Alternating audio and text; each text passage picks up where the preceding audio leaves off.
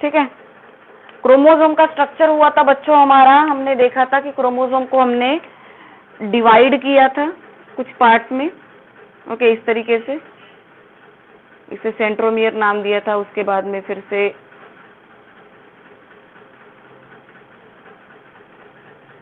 सांगायची गरज आहे का रे स्ट्रक्चर पुन्हा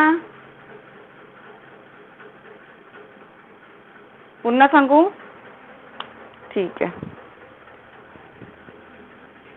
बघा आपण एक क्रोमोझोम ड्रॉ करू. ठीक आहे, हा क्रोमोझोम आहे बिचारा पडलेला क्रोमोझोम, हा सेंट्रोमियर आहे. त्याच्यानंतर हे असं स्ट्रक्चर दिलंय तुम्हाला. त्यानंतर पुन्हा लाईक दिस.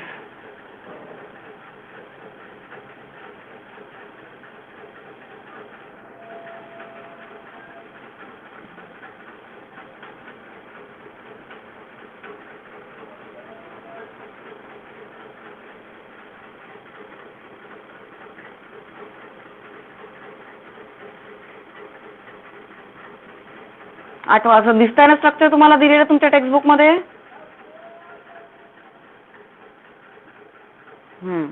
आतमध्ये अशी स्वेलिंग लाईक स्ट्रक्चर प्रेझेंट आहे. याला क्रोमोमियर असं म्हटलेलं आहे. डीएनएच्या वरती असे स्वेलिंग आलेलं स्ट्रक्चर दिसतंय. बघा, हे जो दिसता है सेंट्रोमियर या सेंट्रोमियर, इस सेंट्रोमियर को एक नाम दिया गया है बच्चों, वो है प्राइमरी कॉन्स्ट्रिक्शन. प्राइमरी कॉन्स्ट्रिक्शन, ठीक है. इसे नाम दिया गया है, सॉरी, इसे नाम दिया है सेकेंडरी कॉन्स्ट्रिक्शन. सेकेंडरी कॉन्स्ट्रिक्शन, ये सेकेंडरी कॉन्स्ट्रिक्शन, ये भी नीचे भी सेकेंडरी कॉन्स्ट्रिक्शन है. सेकेंडरी कॉन्स्ट्रिक्शन नीचे ऊपर दोनों भी तरफ, लेकिन ये सेकेंडरी कॉन्स्ट्रिक्शन 1 है और ये सेकेंडरी कॉन्स्ट्रिक्शन 2 है. उसके नीचे दिया है आपको न्यूक्लियोलर ऑर्गेनाइजर, नहीं न्यूक्लियोलस दिया है ना, न्यूक्लियोलस, और ये है नीचे सैटेलाइट.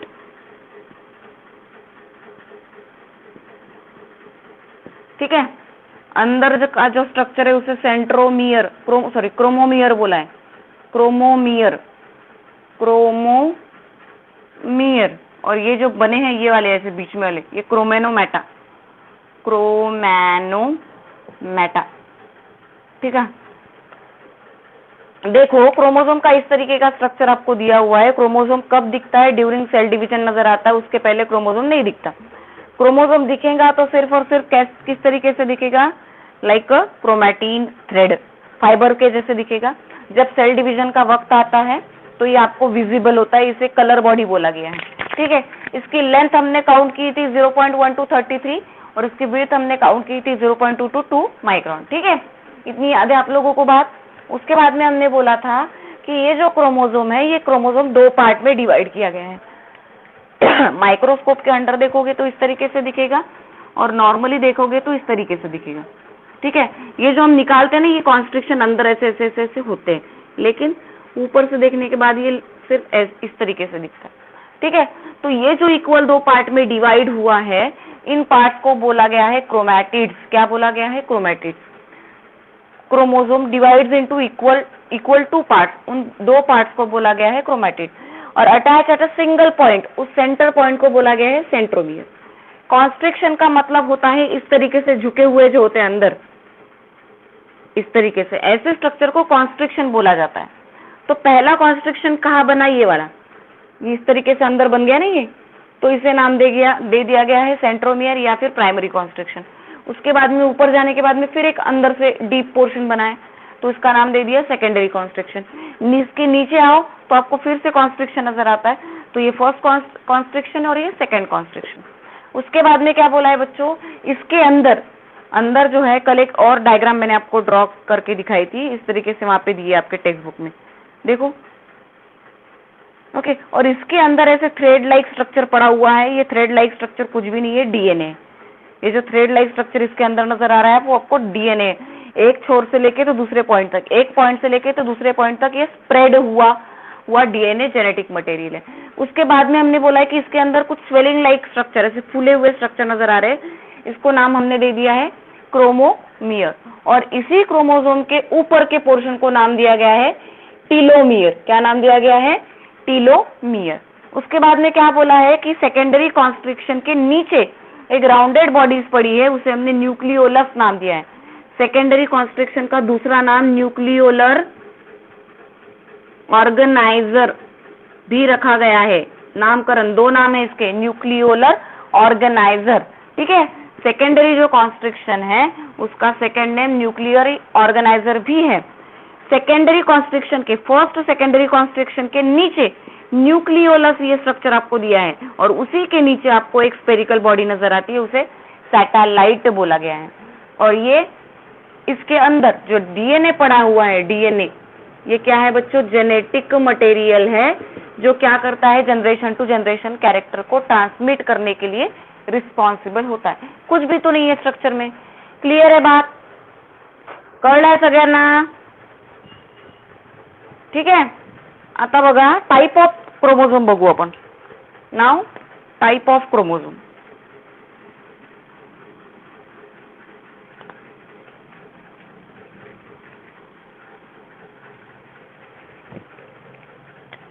टाइप ऑफ क्रोमोसोम आपके बुक में इसके 4 टाइप दिए हुए क्रोमोसोम के. एक है मेटासेंट्रिक, मेटासेंट्रिक, दूसरा है सब मेटासेंट्रिक, तीसरा है क्या है बताओ?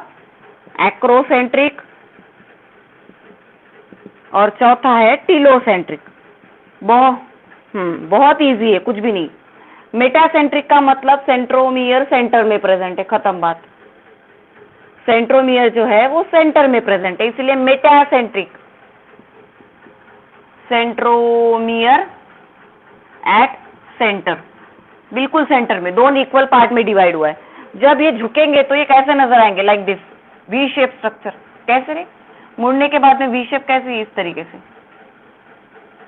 वी शेप स्ट्रक्चर जैसे फोल्ड हो जाते हैं ड्यूरिंग सेल डिवीजन. उसके बाद में सब मेटासेंट्रिक. सब मेटासेंट्रिक का मतलब इतना होता है कि जो ये जो सेंट्रोमियर है ये slightly away from the centre, centre से थोड़ा ऊपर चला जाता है. फॉर एग्जाम्पल मैं ये सेंट्रोमियर यहाँ पे ड्रॉ कर लूं तो ये नीचे का पोर्शन फिर लंबा हो जाएगा, छोटा.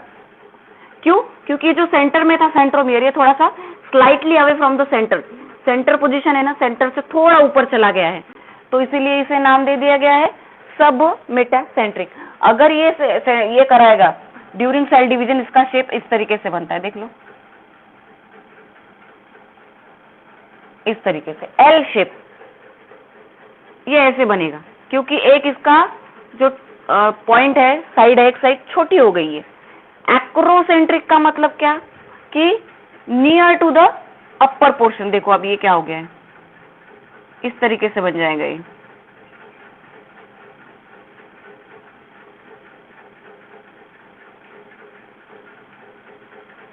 इसका शेप देखो कैसे आएगा, ये जे शेप नजर आएगा, जे शेप. झुकने के बाद ये कैसे हो जाएगा? इस तरीके से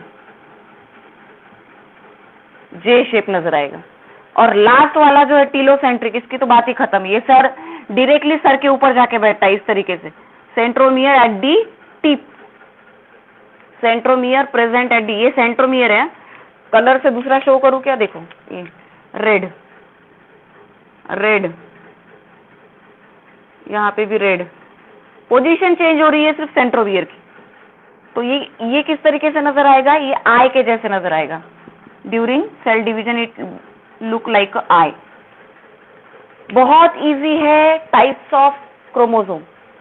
मेटासेंट्रिक में सेंट्रोमियर सेंटर में प्रेजेंट होता है, इसलिए अगर ये स्पिंडल फाइबर के टाइम ये ऐसे वी शेप के जैसे, जब ये बेंड हो जाता है, बेंड मतलब मुड़ जाता है, तो ये किसके जैसे दिखता है बच्चों?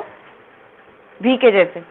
सब मेटासेंट्रिक में ये जो सेंट्रोमियर है थोड़ा ऊपर चला जाता है, slightly away from the centre, तो इसका स्ट्रक्चर जब ये बेंड हो जाता है तो ये एल के जैसे दिखता है. एक्रोसेंटर में क्या हो जाता है? Near to the upper portion. ये जो सेंट्रोमियर है बहुत ज्यादा अपर पोर्शन की तरफ चला जाता है, तो ये जे शेप नजर आता है. और टीलोसेंट्रिक में सीधा सीधा सेंट्रोमियर सर के ऊपर चला जाता है chromosome, present at the tip of chromosome, तो ये सर के ऊपर बैठ गया डायरेक्टली सेंट्रोमियर, तो ये आई शेप नजर आता है। समझ में आया? मेटासेंट्रिक, सब मेटासेंट्रिक, एक्रोसेंट्रिक, टेलोसेंट्रिक, देख लो एक बार, समझ में आया नहीं समझ में? क्लिअर आहे, सोपं आहे, याच्यामध्ये काही असं डिफिकल्ट नाही आहे, फक्त पोझिशन चेंज होता है यांची। पोजीशन दिली है क्या बुक मध्ये? नहीं दिली है? दी है क्या? अच्छा वो चार्ट में दी है आपको, चार्ट में दी है, ठीक है, तो डायग्राम ड्रॉ करने की जरूरत नहीं है आपको सेपरेटली। नेक्स्ट हमें पढ़ना है सेक्स क्रोमोसोम। सेक्स क्रोमोसोम, हमारे बॉडी में कितने क्रोमोसोम की पेयर होती है बच्चों? यस, क्रोमोसोम, ठीक है, हमारे बॉडी में 23 क्रोमोसोम पेयर है, 23 क्रोमोसोम पेयर है, ठीक है। इसमें से 22 ऑटोसोम्स होती है, ऑटोसोम्स, जो हमारे बॉडी कैरेक्टर को डिटरमाइन करती है, और एक पेयर होती है सिंगल पेयर, वन पेयर जो होती है वो सेक्स क्रोमोसोम पेयर होती है, सेक्स क्रोमोसोम पेयर होती है, जो हमारे बॉडी में जेंडर को डिटरमाइन करती है, मेल या फीमेल। अगर हम बात करें फीमेल के बारे में, सेक्स क्रोमोसोम पेयर का दूसरा नाम अलोजोम भी है, अलोजोम, सेक्स क्रोमोसोम पेयर का दूसरा नाम अलोजोम है बच्चों, ठीक है। अब ये जो सेक्स क्रोमोसोम है अगर फीमेल में हो, फीमेल में अगर हो तो हम इसे 22 प्लस XX लिखते हैं, फीमेल में अगर है तो, ठीक है। अगर ये पेयर मेल में है तो 22 ऑटोसोम्स और XY, इस तरीके से हम मेल में लिखेंगे। मैंने क्या किया समझ में आया? अगर फीमेल के बारे में हमारे लिखना है, 23 पेयर है ना हमारे बॉडी में, तो 22 तो ऑटोसोम्स है। ऑटोसोम मतलब क्या कि जो हमारे बॉडी के कैरेक्टर को डिटरमाइन करेंगी, सेक्स को नहीं, जेंडर नहीं, बच्चा होगा या बच्ची होगी, बेटी हो गया बेटा होगा, ये जो डिटरमाइन वाले हैं ना, तो ये सेक्स क्रोमोसोम पेयर डिटरमाइन करती है, हमारे ऑटोसोम्स नहीं। मतलब हमारे बॉडी में 23 पेयर प्रेजेंट है, लेकिन उसमें से एक ही पेयर है जो बेबी का जेंडर डिटरमाइन करती है, मेल या फीमेल। उसके बाद में ऑटोसोम जो है वो सिर्फ और सिर्फ हमारे बॉडी के कैरेक्टर्स को डिटरमाइन करती है। जो 22 क्रोमोसोम्स है वो सिर्फ हमारे बॉडी के कैरेक्टर्स को डिटरमाइन करते हैं। देख लो, अगर हम पेयर के बारे में बात करते तो हम इस तरीके से लिखेंगे, 22 ऑटोसोम्स प्लस एक क्रोमोसोम पेयर, तो XX, फीमेल के अंदर XX प्रेजेंट होता है ना, फीमेल के अंदर XX प्रेजेंट होता है ना बच्चों, ओके। अब देखो, अगर हम इसे सिंगली, अगर ये तो हमने पेयर में डिस्क्राइब कर लिया, अगर हमें सिंगली डिस्क्राइब करना हो तो हम क्या करेंगे? फीमेल के अंदर 44 प्लस XX, मेल के अंदर 44 नहीं हो गए, पेयर काउंट करो, 46 क्रोमोसोम हो गए, 44 ये और ये 45, 46, सिंगल में बोल रही हूं मैं। अगर हम सिंगली से डिस्क्राइब करें तो इस तरीके से लिखा जाता है, 44 प्लस XX, पेयर पे नहीं है, 44 प्लस XX, 44 हे झाले आणि 2 हे झाले क्रोमोसोम, किती झाले? 46 क्रोमोसोम पेयर प्रेजेंट, सॉरी,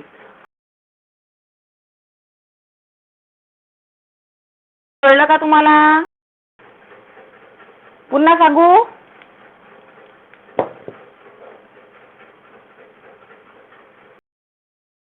क्यों रे भाई? अरे हाँ, नेटवर्क तो 44 ही दिखा रहा है यहाँ पे, 69, स्पीड कम ज्यादा हो रही है आज, इसका दिमाग खराब है आज नेट वालों का। कल पाणी आया ना रे, बरसात हुई ना कल, पाऊस आला का सगळीकडे काल, इसीलिए नेटवर्क की बैंड बजी पड़ी है सुबह से, कुछ भी नहीं दिख रहा है।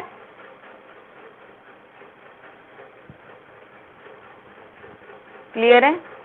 चलो आगे बढ़ते हैं। अभी जिनको नहीं क्लियर है उनको वीडियो मिल जाएंगे, एटलीस्ट लेक्चर पूरा हो तो वीडियो मिले ना, ठीक है। तो ये बात क्लियर है आप लोगों को सबको, ठीक है। फीमेल और मेल में कैसे कंसिडर किया जाता है, अगर पेयर में कंसिडर करेंगे इस तरीके से, और सिंगली कंसिडर करेंगे तो इस तरीके से हम उसे लिखते हैं, ठीक है। अब आते हैं सेक्स क्रोमोसोम की पेयर पे, तो हमें बात करनी है X और Y क्रोमोसोम के बारे में। एक्स क्रोमोसोम कैसा दिखता है, वाई क्रोमोसोम कैसे दिखता है। सेक्स क्रोमोसोम मतलब कौन, X and Y chromosome, X and Y chromosome, ठीक है। डायग्राम ड्रॉ कर लेते हैं इसकी। एक्स वाला जो क्रोमोसोम है वो मेटासेंट्रिक होता है, सेंट्रोमियर बीच में है एक्स वाला क्रोमोसोम। वाई वाला जो क्रोमोसोम है वो एक्रोसेंट्रिक होता है। पता है क्या एक्रोसेंट्रिक, एक्रोसेंट्रिक का मतलब रे सांगा, एक्रोसेंट्रिक का मतलब सांगा, बोले एक्रोसेंट्रिक का मतलब जे शेप, मतलब जहां पे सेंट्रोमियर ऊपर के डायरेक्शन में पुश हो चुका है, ठीक है। एक्रोसेंट्रिक, सेंट्रोमियर दिख रहा है अच्छे से।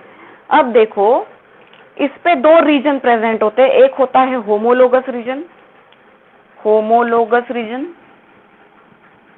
होमोलोगस रीजन दोनों भी क्रोमोसोम पे प्रेजेंट होगा, होमोलोगस रीजन। और एक होता है non homologous region, non homologous region दिया है क्या टेक्स्ट बुक में, नॉन होमोलोगस रीजन, ठीक है। नॉन होमोलोगस रीजन है तो हम उसे ड्रॉ कर लेते हैं। नॉन मतलब क्या, डिसिमिलर, डिसिमिलर, इस तरीके से डिसिमिलर जीन, ठीक है। और उस पोर्शन को नाम दिया गया है बच्चों, इसके ऊपर जो जीन प्रेजेंट होता है इसके ऊपर एक्स लिंक्ड और वाई के ऊपर वाई लिंक्ड। डायग्राम देख लो, ऐसे ही डायग्राम दिए तुम्हारे बुक में। चलो, क्या काम होता है सेक्स क्रोमोसोम का। सेक्स क्रोमोसोम का हमने सेकंड नाम क्या रखा था रे, इसका नामकरण क्या दिया था हमने, अलोसोम्स बोला था। ध्यान में रखना, क्वेश्चन अलोसोम्स के नाम से भी पूछा जा सकता है। डिस्क्राइब द स्ट्रक्चर ऑफ अलोसोम्स, तो सेक्स क्रोमोसोम का ही दूसरा नाम होता है बच्चों अलोसोम्स। किस चीज के लिए रिस्पॉन्सिबल होता है, it is responsible to determine the sex of an organism. Organism का सेक्स डिटरमाइन करना मतलब उसका जेंडर डिटरमाइन करना, वो मेल है या फीमेल है।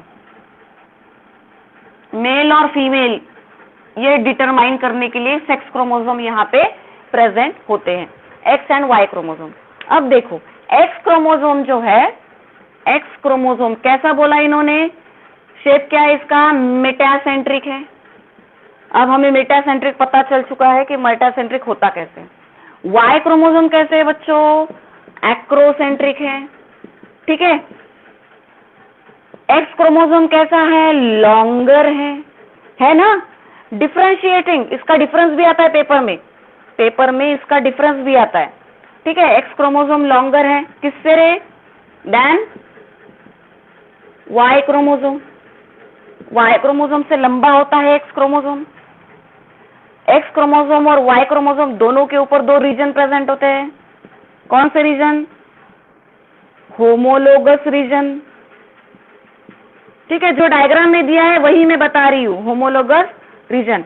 एक्स क्रोमोसोम का जो होमोलोगस रीजन है उसमें जीन कैसे होगी, हैविंग सिमिलर जीन्स। होमो का मतलब क्या बता, होमो का मतलब क्या,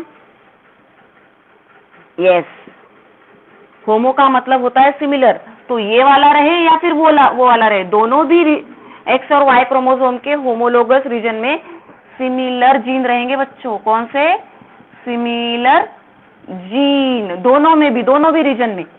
और नॉन होमोलोगस रीजन में बताओ,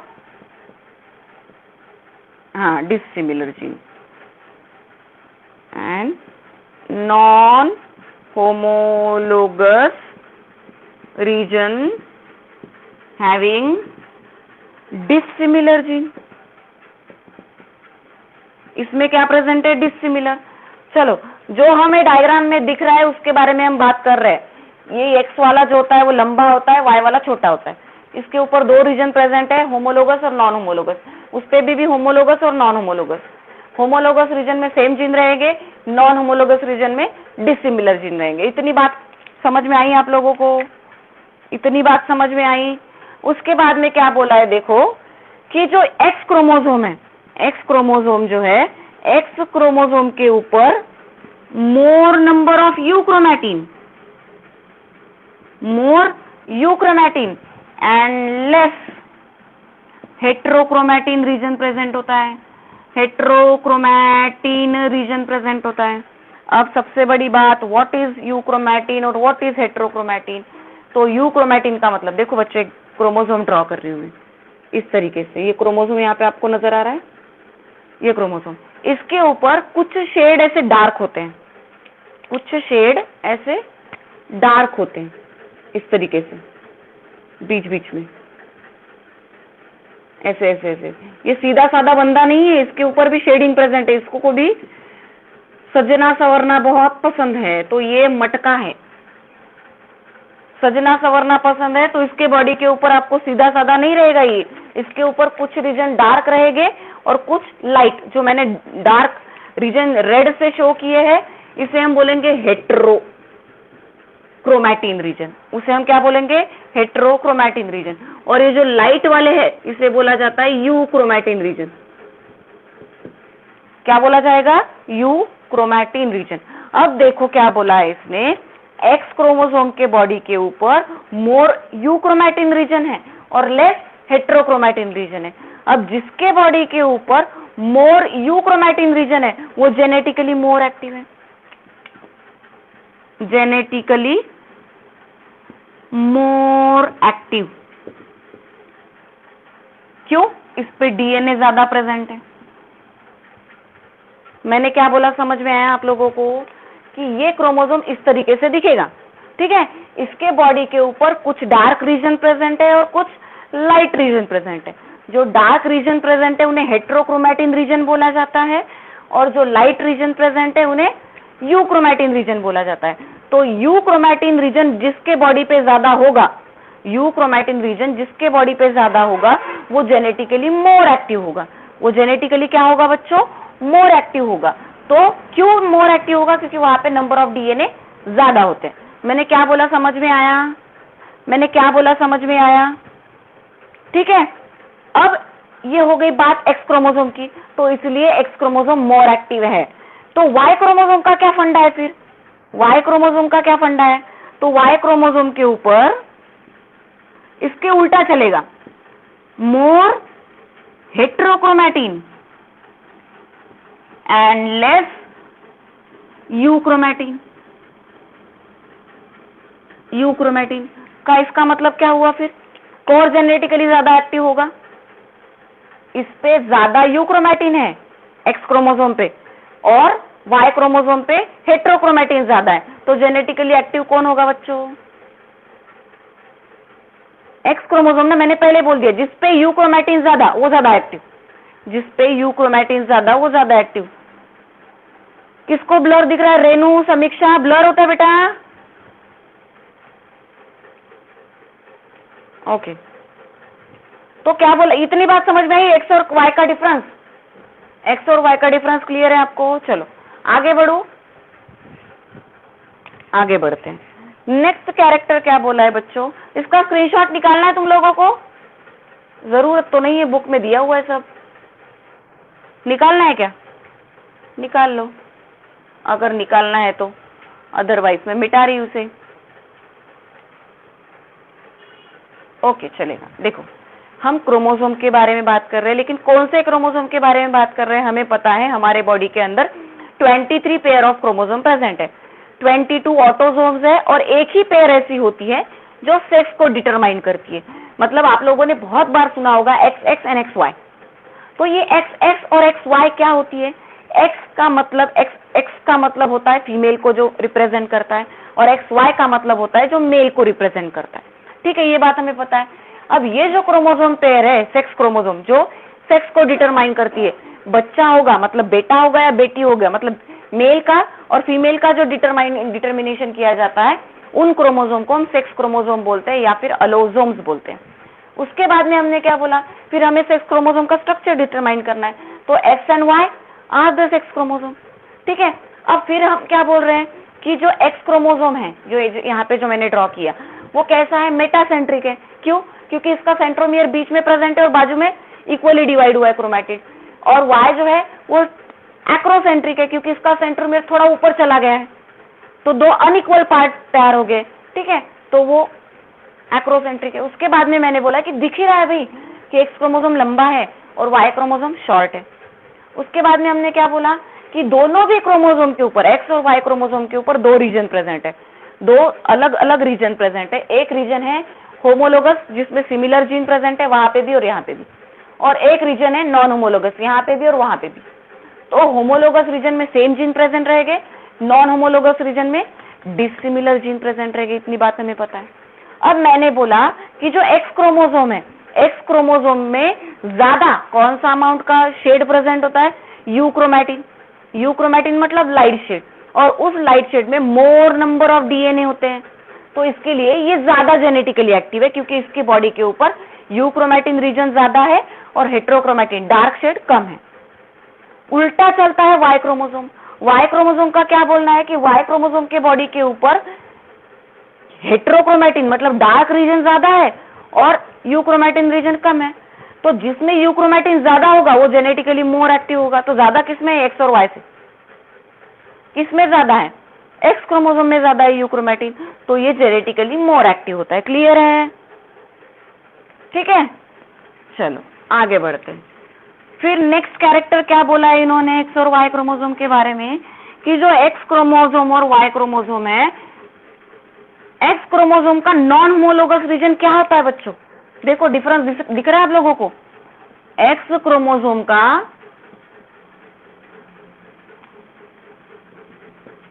हैविंग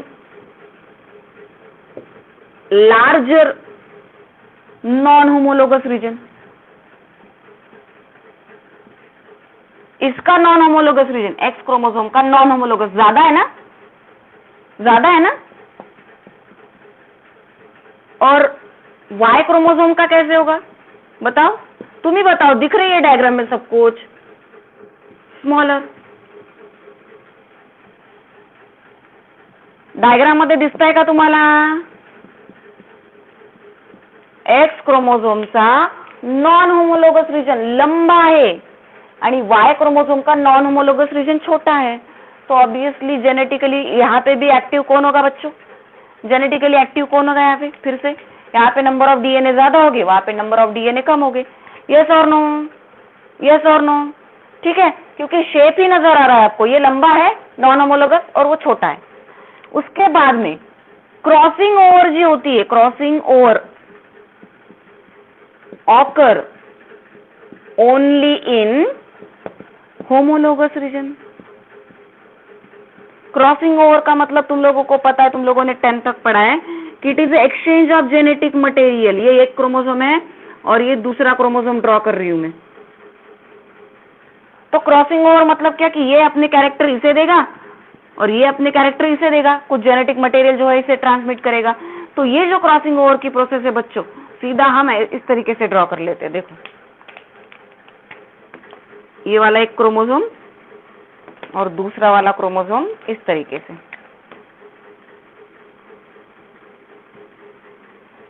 क्रॉस हो गए ना एक दूसरे को, ग्रीन और रेड, तो इन्हें बोला गया है क्रॉसिंग ओवर। तो क्रॉसिंग ओवर कौन से रीजनों में होती है? तो ध्यान में रखना ऑलवेज एंड ऑलवेज, ये बात बहुत इंपॉर्टेंट है। क्रॉसिंग ओवर जो होगी वो होमोलोगस रीजन में होगी बच्चों, नॉन होमोलोगस रीजन में क्रॉसिंग ओवर नहीं होती। तो फिर इसकी डायग्राम हम कैसे बनाएंगे? अब देखो इसकी डायग्राम हम कैसे बनाएंगे। ये ग्रीन वाला है, ठीक है, और एक हम रेड वाला बनाते हैं। तो कौन से रीजन में? चलो हम इसे होमोलोगस रीजन कंसिडर कर लेते हैं। तो क्रॉसिंग ओवर इस तरीके से होगा। समझ में आया? ये होमोलोगस रीजन, तो यहां पे क्रॉसिंग ओवर हो गया। यस और नो? यस और नो? अब रेड वाले का कुछ पोर्शन ग्रीन के पास चला गया, रेड वाले का कुछ पोर्शन ग्रीन के पास चला गया और ग्रीन वाले का कुछ पोर्शन रेड के पास चला गया। यस और नो? थोड़ा थोड़ा इस तरीके से, राइट? मतलब क्या कि इन्होंने अपना जेनेटिक मटेरियल एक्सचेंज कर दिया, रेड ने ग्रीन को दे दिया थोड़ा और ग्रीन ने रेड को दे दिया थोड़ा, मतलब क्या, it is called as a crossing over. इस प्रोसेस को हम बोलते हैं बच्चों क्रॉसिंग ओवर, जहां पे पैटर्नल और मैटरनल जेनेटिक मटेरियल का एक्सचेंज किया जाता है, जहां पे पैटर्नल और मैटरनल मटेरियल का एक्सचेंज किया जाता है, उसे हम बोलते हैं क्रॉसिंग ओवर। तो क्रॉसिंग ओवर कौन से रीजन में होगी बच्चों? Always and always homologous region में होगी। नॉन होमोलोगस रीजन में क्रॉसिंग ओवर नहीं होती। क्लियर है इतनी बात? क्लियर है इतनी बात? ओके, चलो लास्ट वाला कैरेक्टर देख लेते हैं। लास्ट में क्या बोला है उसने कि एक्स क्रोमोसोम